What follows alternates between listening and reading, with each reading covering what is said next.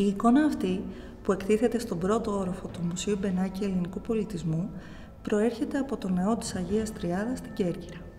Πρόκειται για μία θύρα προθέσεως και θα αποτελούσε μέρος του ξυλόγλυπτου τέμπλου ενός ναού μαζί με την ωραία πύλη και τη θύρα του Διακονικού.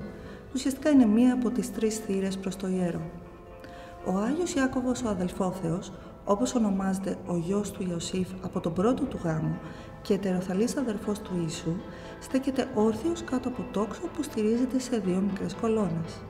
Φορά αρχιερετική ενδυμασία που αποτελείται από τον σάκο, το φελόνιο, το επιτραχύλιο, το ομοφόριο, το επιγονάτιο και τα επιμανίκια. Ιρισμένος προς τα δεξιά, ευλογεί με το δεξί χέρι και με το αριστερό κρατά ενεπίγραφο ηλιτάριο, δηλαδή κείμενο πάνω σε περγαμηνή τυλιγμένο σε ένα κυλινδρικό άξονα.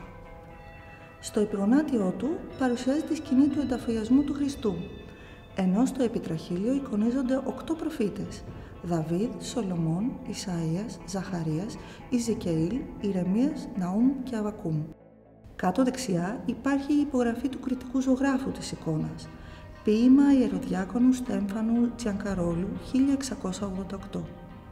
Ο κριτικός ζωγράφος Στέφανος Τσιανκαρόλας αναφέρεται ανάμεσα στα έτη 1688 και 1710. Όπως και πολλοί άλλοι καλλιτέχνες, εγκατέλειψε την Κρήτη μετά την κατάκτηση του νησιού από τους Οθωμανούς και εγκαταστάθηκε στην Κέρκυρα. Το πιο ενδιαφέρον στοιχείο σε αυτή την εικόνα είναι τα ιερατικά ενδύματα που φοράει ο Ιάκωβος. Ο ζωγράφος έχει αποδώσει πιστικά την τεχνική, την ποιότητα και την πολυτέλεια των υλικών τους. Τα άμφια των ιερέων του Ορθόδοξου κλήρου αποτελούν εξέλιξη του ενδύματος της ύστερης αρχαιότητας. Όπως το ένδυμα είναι ένας κώδικας που ορίζει την κοινωνική τάξη του χρήστη, έτσι και τα άμφια δηλώνουν την ιερατική βαθμίδα. Επιπλέον, η επιλογή του υφάσματος και η διακόσμησή του αποτελούν χαρακτηριστικά της κοινωνικής διαφοροποίησης, αλλά και θέσεις μέσα στην εκκλησιαστική ιεραρχία. Στη συγκεκριμένη περίπτωση, τα άμφια που φοράει ο Ιάκωβος είναι δηλωτικά του αξιώματος του επισκόπου, καθώς φέρει ομοφόριο. Το ύφασμα του σάκου μιμείται δυτικοευρωπαϊκά πολυτελή μεταξωτά υφάσματα με πλούσιο άνθινο διάκοσμο. Τα ιδιαίτερα κεντήματα του επιγονάτιου και του επιτραχύλιου είναι χαρακτηριστικά της περίοδου, καθώς μετά το 16ο και 17ο αιώνα η κεντητική γίνεται πλουσιότερη σε διακόσμηση.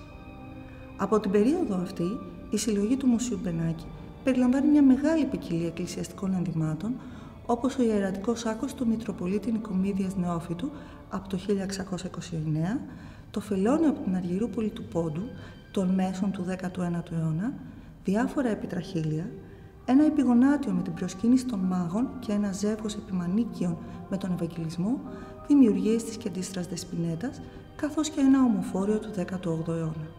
Η πολυτέλεια των ιερατικών ενδυμάτων μπορεί να συσχετιστεί με την ισχυρή θέση εξουσίας που απέκτησαν σταδιακά η Εκκλησία και ο Πατριάρχης Κωνσταντινούπολεως ως προεξάρχον της, ακόμα και πριν την πτώση της Κωνσταντινούπολης στους Οθωμανούς το 1453 και το τέλος της Βυζαντινής Αυτοκρατορίας.